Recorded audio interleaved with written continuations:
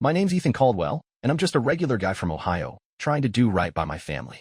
Last week, I hit a wall I didn't see coming. I'd sold my dad's old fishing reel to cover my stepdaughter's dance camp fees. Yeah, dance, it's her whole world. Came home that night, sore from a double shift at the auto shop, and found my wife, Melissa, and my stepdaughter, Riley, giggling over a phone in the living room. They didn't hear me come in. I thought, hey, it's nice they're having fun. Then I caught my name in their whispers. Ethan's such a pushover, Riley said, laughing. He actually thought that new leotard was $100. Melissa's chuckle hit me like a punch. Well, he's not the sharpest tool in the shed, is he? Remember when we told him the dance coach needed him for that father-daughter recital practice? Just so we could have the house to ourselves. I stood there, frozen, my work boots still on, grease under my nails. They were scrolling through something on Riley's phone, cackling like they'd pulled off the heist of the century. Dance Life with a Clueless Stepdad, Day 98, Riley read aloud, and they both cracked up again. I should have walked away or said something, but my legs wouldn't move. Instead, I slipped back outside, quiet as a ghost, and sat in my truck. Pulled up my phone and found their Instagram account in seconds at Clueless Stepdad Vibes. Over 100 posts, thousands of followers. My stomach churned as I scrolled. Pictures of me napping in my recliner, captioned, worn out from barely scraping by. A video of me checking our bank app, with when you're too broke to buy dinner. Close-ups of my cracked work boots, my old flip phone, the frayed cuffs of my jacket. But the one that broke me? Posted the day after I sold Dad's reel. Riley twirling in a sparkly new dance costume, captioned, traded in some rusty old junk for this glow-up, with winking emojis. They knew that reel was all I had left of him. He taught me to fish with it when I was a kid, just the two of us by the lake after Mom left. When he passed from a heart attack, he told me to keep it for my own kids someday. I got $2,000 for it at a pawn shop. Felt like I was selling a piece of my soul, but Riley needed that camp, and I wanted to be the kind of stepdad Dad was to me. Seeing that post, something inside me snapped, then went real quiet. I went back inside, acted like nothing was wrong. Riley asked for $20 for smoothies. I handed it over, stone-faced. Melissa gave me this fake smile, asked if I was feeling grumpy again. Said I was just beat from work. That night, I lay awake next to her, staring at the ceiling. 7 years I'd been trying to be a dad to a girl who saw me as a walking wallet. 7 years with a woman who mocked me to strangers online. By 4 in the morning, I'd made up my mind. By 6, I had a plan. By 7, I was out the door. They didn't notice at first. Melissa sleeps late on weekends, and Riley's glued to her phone till noon. But by evening, my phone lit up with texts, calls, voicemails. Where are you, Ethan? We need grocery money. Then, why's your stuff gone? I didn't answer. I'm at my buddy Mike's place now, crashing on his couch. My phone's still buzzing with their panic. They don't know what's coming. I'll tell you more when I can sort through the anger and figure out what's next. I've been at Mike's place for 3 days now, sleeping on a lumpy couch that smells faintly of his dog, Rusty. My phone hasn't stopped buzzing with calls and texts from Melissa and Riley, but I haven't answered a single one. I'm not ready to hear their voices yet, not after what I saw on that Instagram account, not after they turned my life into a punchline for thousands of strangers. I keep replaying that moment in my head, standing outside the living room, hearing them laugh about how easy it was to fool me. Clueless stepdad, they called me. Well, this clueless stepdad's done playing the fool. That first morning at Mike's, I woke up with a fire in my gut. Not the loud, yelling kind of anger, but something colder, sharper. I knew I couldn't just storm back home and shout at them. That's what they'd expect, something they could twist into another post for likes. Instead, I decided to take back my life, piece by piece, without them even noticing until it was too late. I poured myself a coffee from Mike's ancient pot, sat at his kitchen table, and started planning. Mike, bless him, didn't ask too many questions. Just handed me a spare key and said, stay as long as you need, man. He's known me since high school, knows I'm not the type to overreact. First thing I did was call the pawn shop about Dad's fishing reel. My heart was pounding as I dialed, scared they'd already sold it. The guy who answered remembered me, said the reel was still in the back, waiting to be polished up for display. I nearly choked when he told me the buyback price, $2,400, for 100 more than I'd gotten. I didn't have that kind of cash lying around, but I told him to hold it. Borrowed $300 from Mike, promised to pay him back next paycheck, and scraped together the rest from my last side gig fixing a neighbor's truck. Drove down that afternoon, handed over the money, and felt whole again when that reel was back in my hands. I stashed it in Mike's garage, safe from anyone who'd call it rusty junk. Next, I turned to the money side of things. For 7 years, I've been pouring every dollar into our family, mostly into Riley's dance world. Private lessons, competition fees, travel to out-of-state showcases, those glittery costumes that cost more than my monthly truck payment. I've been depositing my checks into a joint account with Melissa, thinking we were a team. She handled the bills, or so she said, but I started noticing we were always short for basics like groceries while she ordered new phone cases or got her nails done. I wasn't about to let that keep happening. I drove to a different bank across town, opened a solo account, and switched my direct deposit. Then I pulled $5,000 from our savings, what was left of it, anyway. Melissa always called it Riley's Dance Fund, never mind that I'd been the one working overtime to fill it. I canceled the streaming services I paid for, the gym membership Melissa barely used, and Riley's music app subscriptions. Even got myself off their phone plan and started a cheap one of my own. Every step felt like cutting a rope that had been tying me down. While I was at it, I made an appointment with a lawyer. Found one online who offered a free first meeting. His name was Greg, a no-nonsense guy with a handshake like a vice. I showed him the Instagram posts, over 100 by now, each one a little dagger. He leaned back in his chair, shook his head, and said, "This is textbook emotional cruelty, Ethan. You've got a case." I didn't know what that meant legally, but hearing someone call it what it was made me feel less crazy. I used some of the savings to cover his upfront fee. Worth every penny to know I wasn't fighting alone. The whole time, I kept up the act at home. I'd go back for a few hours each day to grab clothes or tools, always when Melissa and Riley were out. Left little hints to mess with their heads, nothing big, just enough to make them uneasy. Dropped a bank statement on the kitchen counter showing the new account. Left a browser tab open on my laptop about moving companies. Took my old fishing photo with Dad off the wall and tucked it in a drawer. One night, I overheard Riley whisper to Melissa, "Is Ethan acting weird?" Melissa just laughed it off, said I was probably stressed about money again. They had no idea I'd seen their posts, no clue I was unraveling their cozy setup. I'm not proud of it, but part of me enjoyed watching them squirm. They'd spent years making me the butt of their jokes. Now it was my turn to flip the script. I started thinking about the next step, something bigger to make them see what they'd done. Melissa and Riley were headed to a dance competition in Pittsburgh this weekend. Perfect timing. I had a few days to set things in motion, and I wasn't going to waste them. Mike keeps telling me to be careful, says I'm playing with fire. Maybe he's right, but I've been burned enough already. Time for them to feel the heat. It's been a week since I started pulling the strings on my plan, and let me tell you, keeping it all together while acting like nothing's wrong is harder than wrenching a rusted bolt off a 20-year-old Chevy. I'm still crashing at Mike's, dodging calls from Melissa and Riley like they're bill collectors. Every time my phone lights up with their names, I feel this mix of anger and something else, maybe sadness for the family I thought we had. But then I remember those Instagram posts, the way they laughed at me, and I get back to work. I'm not yelling or breaking stuff. I'm being smart about it, and that feels better than any shouting match ever could.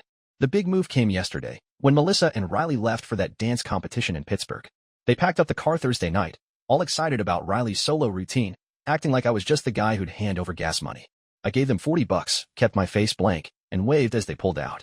Inside, I was counting the hours. As soon as their taillights disappeared, I got to business. I'd been planning this for days, lining up every piece like I was rebuilding an engine. First, I called a locksmith. Our house is in my name. I bought it before I met Melissa, back when I was just a single guy fixing cars and saving pennies. That made things easier. By noon Friday, every lock was changed. I didn't feel great about it, but I wasn't about to let them waltz back in like nothing happened. Next, I gathered evidence. I spent an hour printing screenshots of the worst Instagram posts from their Clueless stepdad account. There was one of me fixing the kitchen sink, captioned, "Trying to play hero when we're still broke." Another showed my beat-up work gloves, with "Stepdad's big dreams don't pay the bills." I spread those printouts across the dining room table like a deck of cards, each one a reminder of how they saw me. On top, I left a note in my own handwriting. Hope the followers were worth it. Good luck. Ethan. No yelling, no cursing, just the truth. Then I disconnected the internet. The account was in my name, so one call to the provider, and it was gone. I pictured them coming home to no Wi-Fi, no way to post their next jab at me, and yeah, I smiled a little. The real gut punch move was quieter. I'd been thinking about how to make sure their friends, their dance team, everybody knew what they'd done. I wasn't going to make a scene or call them out myself. That's not my style. Instead, I set up an email address nobody could trace back to me. Took me half an hour to figure out how, but I got it done. Then I sent links to the Instagram account to every parent in Riley's dance group, Melissa's book club buddies, her cousin who always liked me, even Riley's school advisor. I didn't write anything mean, just a subject line. You might want to see this. Send it from a coffee shop's Wi-Fi, so it couldn't come back to me. By the time they get home, that email's going to have spread like oil on a hot engine. I didn't stop there. I packed up what mattered to me, Dad's fishing reel, my tools, a couple photos of me and him from back in the day, my work boots, and enough clothes to get by. Loaded it all into my truck and drove to Mike's. Left behind anything tied to the life I built with them. The dance trophies on the mantle? They can keep those. The fancy blender Melissa had to have? Not my problem anymore. Before I left, I canceled the credit card I'd been paying off, the one they used for dance emergencies. I could already imagine Melissa trying to check into their hotel and getting that awkward decline notice. Was it harsh? Maybe. But 7 years of being their ATM while they mocked me behind my back didn't exactly make me feel generous. Mike was home when I got there, grilling burgers in his backyard. He took one look at my face and handed me a soda. "You sure about this, Ethan?" he asked. I nodded, told him I'd never been sure of anything. He didn't push, just flipped a burger and said he'd help however he could. That night, I sat on his porch, staring at the stars, Dad's reel beside me. I kept thinking about how he'd always said, "A man's gotta stand for something, Ethan." I'd let myself forget that, trying to be the perfect stepdad, the perfect husband. No more. My phone started blowing up around midnight Friday. Text from Melissa, Ethan, where are you? Then Riley, why's the Wi-Fi off? By Saturday morning, it was voicemails, Melissa's voice all shaky, saying they couldn't get into the house, asking what was going on. I didn't answer. Let them figure it out when they see the table, the note, the locks. I'm betting by now that emails hit a few inboxes, and their perfect little world's starting to crack. I'm not done yet, though. There's more to do, and I've got a meeting with Greg, the lawyer, on Monday to make sure it's all legal. For the first time in years, I'm calling the shots, and it feels like I'm finally driving my own life again. I'm sitting on Mike's back porch, sipping a lukewarm coffee, watching his dog Rusty chase a squirrel like it's the most important job in the world. It's Sunday evening now, 2 days since Melissa and Riley left for their dance competition, and about 24 hours since their world started crumbling. My phone's been a war zone, texts, voicemails, even a couple calls from numbers I don't know. I haven't answered any of them. Not yet. I keep picturing them pulling into the driveway, trying their keys, finding the locks changed, then walking in to see those Instagram screenshots spread out on the table. My note sitting there like a judge's gavel. Hope the followers were worth it. I wonder what their faces looked like when they realized I wasn't playing their game anymore. The first sign of trouble came Saturday night, right after I'd changed the locks and sent those emails with the Clueless stepdad links. My phone pinged with a text from Riley. Why can't we get in the house? Where are you? Then Melissa, all caps. Ethan, this isn't funny. Call me now. By morning, it was voicemails. Melissa's voice went from mad to frantic, saying the hotel wouldn't take her card, asking why the Wi-Fi was off, demanding to know what I'd done. Riley left one too, quieter, saying, Ethan, please, just tell us what's going on. I listened to each one, then deleted them. I wasn't ready to talk, not until I knew how far that email had spread. And let me tell you, it spread fast. Around noon today, I got a call from Melissa's sister, Karen. She's always been decent to me, the only one in their family who didn't treat me like I was just the guy paying the bills. I almost didn't pick up, but curiosity got me. Karen sounded tired, like she'd been up all night. Ethan, what's happening? She asked. Said she got my email with the Instagram link, watched a few posts, and couldn't believe it. I had no idea they were doing this to you, she said. Told me half the dance parents were texting her, asking if it was true, saying they were shocked. Apparently, Riley's coach called Melissa this morning, wanting to talk about team values. Karen didn't know about the locks yet, and I didn't tell her. Just said I was handling things and hung up. Hearing that people were seeing them for who they really were, it felt like I'd finally landed a punch after years of taking hits. But it wasn't all clean. Part of me felt sick, knowing Riley was probably crying somewhere, maybe scared. She's 16, still a kid, even if she acted like I was nothing but a wallet. And Melissa, I don't love her anymore, not after this, but 7 years together leaves a mark. I kept thinking about the early days, when she'd smile at me over breakfast, when Riley would show me her dance moves in the living room. Was it all fake? I don't know. What I do know is I spent years busting my back at the auto shop, fixing cars till my hands ached, all to keep their dreams afloat. $52,000 on dance stuff alone, costumes, travel, lessons. I tracked every cent last week, wrote it down in a notebook Mike lent me. That's a new truck, a down payment on a better life. Instead, I got laughed at online. I met with Greg, my lawyer, this afternoon at a diner near his office. Showed him the voicemails, the texts, even a new Instagram post Riley tried to make before their data ran out, some half-hearted apology that didn't mention me by name. Greg scribbled notes, said it all helped my case. Emotional cruelty's hard to prove, he said, but this? It's a goldmine. He asked what I wanted out of this. Divorce, obviously, but what else? I told him I just wanted to be free, to not feel like a doormat anymore. He nodded, said we'd push for the house to stay mine since it was in my name before the marriage. Melissa could fight for alimony, but with those posts and my records of paying for everything, he didn't think she'd get far. I left feeling lighter, like I could breathe a little deeper. Back at Mike's, I checked my email. A message from one of the dance moms, forwarded by mistake, showed up. She'd written to the team group, saying Riley might get kicked out of the next showcase for behavior issues. I didn't smile at that, but I didn't cry either. Actions have consequences, and they're learning that the hard way. Melissa's last voicemail today was different, sobbing, saying she was sorry, that it was just for fun, that they never meant to hurt me. I almost called back. Almost. Then I remembered Dad's fishing reel, how they called it junk while I was breaking my own heart to sell it. I put the phone down and went to help Mike fix his lawnmower instead. Tomorrow's a new day, and I've got more to do before this is over. They wanted to make me a joke.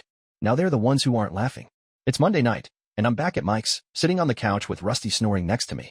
The past couple days have been like watching a car crash in slow motion. You know it's bad, but you can't look away. Melissa and Riley got back from Pittsburgh yesterday, and from what I hear, they walked into the house and found my handiwork. New locks, no internet, and a table covered with their Instagram posts. I wasn't there to see it, but Karen, Melissa's sister, filled me in when she called this afternoon. She said Melissa was screaming, then crying, then screaming again when she saw my note.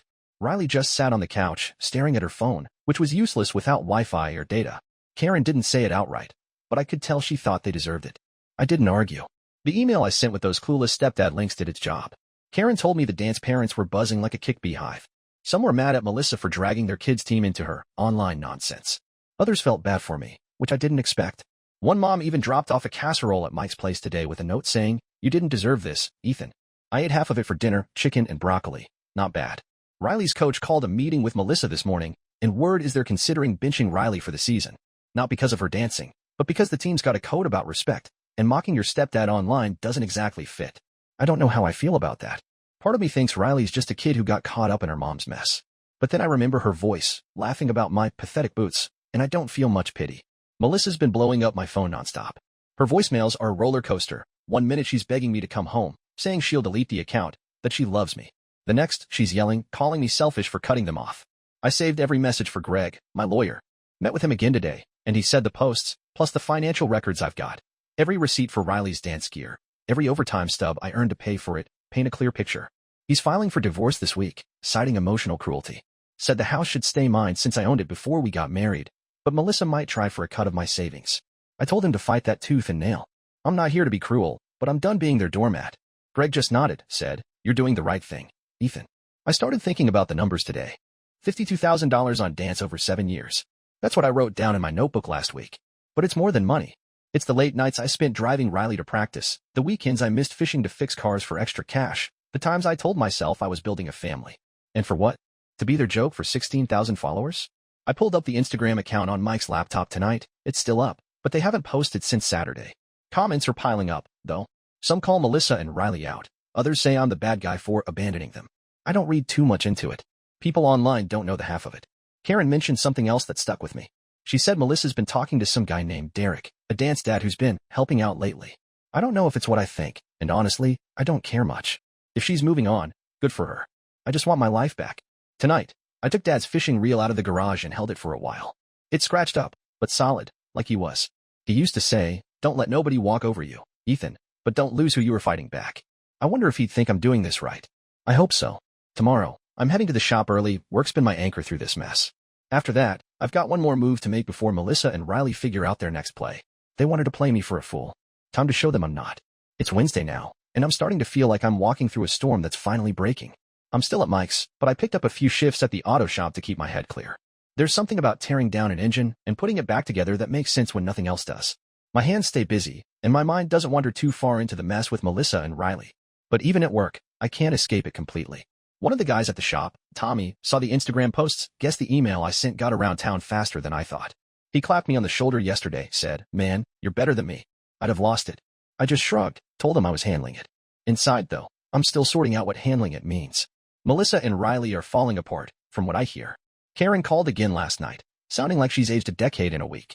She said Melissa had to beg her parents for money to cover the hotel bill in Pittsburgh after my card got canceled. They're back in the house now. Melissa's dad paid for a locksmith to get them in, but it's not the same. Karen went by yesterday and found them arguing in the kitchen, Riley blaming Melissa for the Instagram idea, Melissa yelling that Riley posted half the stuff herself. Karen said the dance team's officially benched Riley for the next 2 competitions, and parents are talking about pulling her from the team altogether. Melissa's trying to spin it, telling everyone it was just a silly prank, but nobody's buying it. Karen heard from a neighbor that Riley's been skipping school, hiding in her room, probably because kids are giving her hell about the posts. I got a call from Melissa's dad, Ron, this morning. Never thought I'd hear from him. He's always acted like I wasn't good enough for his daughter, like a mechanic couldn't measure up. His voice was heavy, like he was carrying a load of bricks. He apologized, straight up, for how they treated me. Said he watched the Instagram videos and felt sick. Didn't raise Melissa to be like that.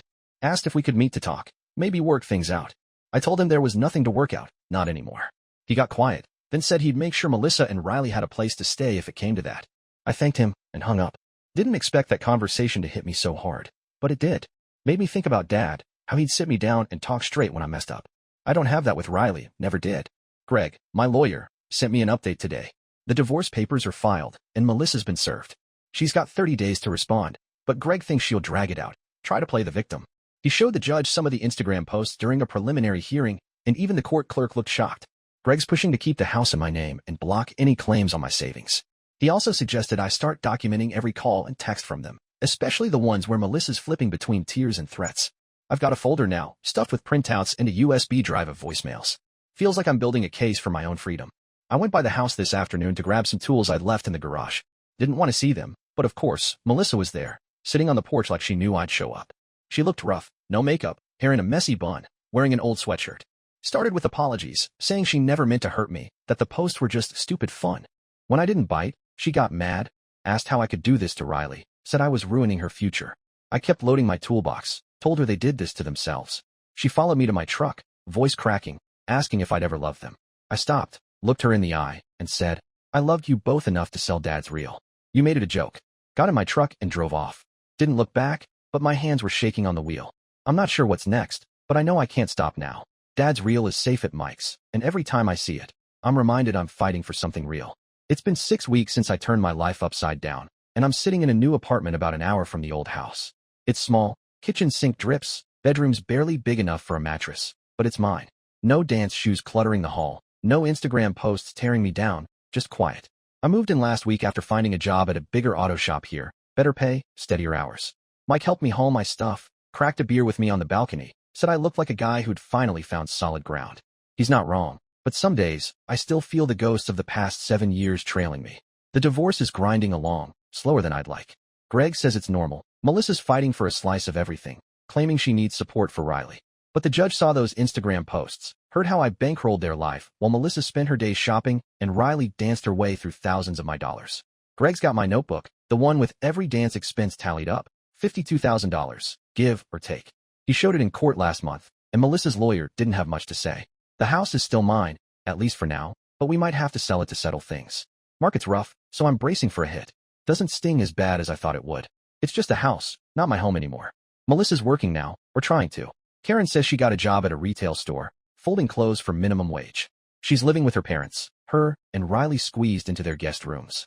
Ron reached out again a few weeks back, asked me to meet for coffee. I agreed, mostly because he sounded so broken. We sat at a diner, and he handed me an envelope with $3,000 in it, said it was for the fishing reel, for what I'd been through. I tried to give it back, told him money wouldn't fix this. He wouldn't take it, said it was about doing right, even if it was too late. I kept it, put it in a savings account for emergencies. Ron admitted he'd spoiled Melissa, never taught her to stand on her own. Said Riley's struggling, no dance team, grades slipping, friends ghosting her. I listened, nodded, but didn't offer to help. That's not my job anymore. Riley sent me a letter last week, first contact that wasn't a text or voicemail. Handwritten, shaky, like she was nervous. Said she was sorry, that she didn't know how much the reel meant, that she got caught up in the likes and followers. Asked if we could talk, maybe grab ice cream like we used to when she was little. I read it 3 times, felt that old pull to be her stepdad again. Then I remembered her laughing in those videos, calling me a pushover, and I set the letter down. Haven't written back yet. Don't know if I will. She's got to figure out who she is without me footing the bill. I'm starting to rebuild, slow but steady. Joined a fishing club last weekend, first time I've cast a line since Dad died. Felt good, standing by the water, reel in my hands. Met a woman there, Sarah, who's into hiking and doesn't care that I drive a beat-up truck. We're taking it slow, just coffee so far, but she's got a laugh that makes me forget the bad days. Every night, I set Dad's reel on my nightstand, wind it like he showed me. It's not just a thing. It's a promise I almost broke, but didn't. I talk to him sometimes, tell him I'm keeping it safe, that I'm finding my way. The storm's passed, and I'm still standing. Not sure what's around the corner, but for now, that's enough. 3 months later, and I'm sitting in my apartment, rain tapping the windows, a frozen pizza in the oven because I still haven't mastered cooking. It's not much, this place. Walls are thin, fridge hums like it's got a grudge, but it feels like freedom. I've been thinking about the past a lot lately, not with anger anymore, just a kind of quiet understanding. A guy from the fishing club asked me yesterday if I regretted blowing up my old life. I told him no, and I meant it. I don't miss Melissa or Riley, not really. I miss the idea of them, the family I thought we could be. But you can't live on ideas forever. The divorce wrapped up last week. Greg called it a win, and I guess he's right. I kept the house, but it's on the market now. Too many memories, and the cash will give me a cushion. Melissa didn't get a dime of my savings, thanks to those Instagram posts and my records proving I carried the load. She's still at her parents' place, working retail, trying to keep Riley in school. Karen says Melissa's different now, quieter, like she's finally seeing the world doesn't owe her anything. Riley's out of dance for good, focusing on community college prep instead. She sent me another letter a month ago, longer this time, saying she's volunteering at a youth center, trying to make things right. I wrote back, just a short note, saying I was glad she was moving forward. Didn't offer to meet up. Some doors stay closed.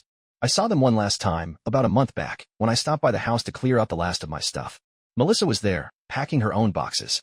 She looked tired, no trace of the woman who'd laughed behind my back. She tried to apologize again, said she'd learned her lesson, asked if we could at least be friends. I told her I didn't hate her, but friendship wasn't on the table. Actions have consequences, I said, and we both had to live with ours. Riley showed up as I was leaving, carrying a grocery bag. She froze when she saw me, then mumbled, "Hey, Ethan." I nodded, kept walking. In the driveway, I caught her watching me, like she wanted to say more. I didn't give her the chance. Drove away with my tools and Dad's reel. Didn't look in the mirror. Life's simpler now. Work's good. Got a raise last week, enough to fix the truck's transmission. Sarah and I are still hanging out, hiking on weekends, talking about maybe a fishing trip next month. She doesn't push, doesn't need me to be anything but me. The fishing club's become my crew, a bunch of guys who don't care about my past, just whether I can cast a line without snagging a tree. Every night, I win Dad's reel, set it by my bed. It's my anchor, a reminder of who I am, who I promise to be. I talk to him sometimes, tell him I kept my word, that I'm living honest. The other day, I saw a kid at the shop, maybe Riley's age, helping her stepdad load tires into a van. They were joking, easy, like they didn't have to prove anything to each other. It hit me, not regret, but a pang for what might have been. Then I let it go. My life's not perfect. The apartment's noisy, my back's sore from work, I burn my pizza half the time. But when I check my phone, there's no one mocking me, no demands I can't meet. Just me, Ethan Caldwell, with a reel that's scratched but true, and a road ahead I get to choose.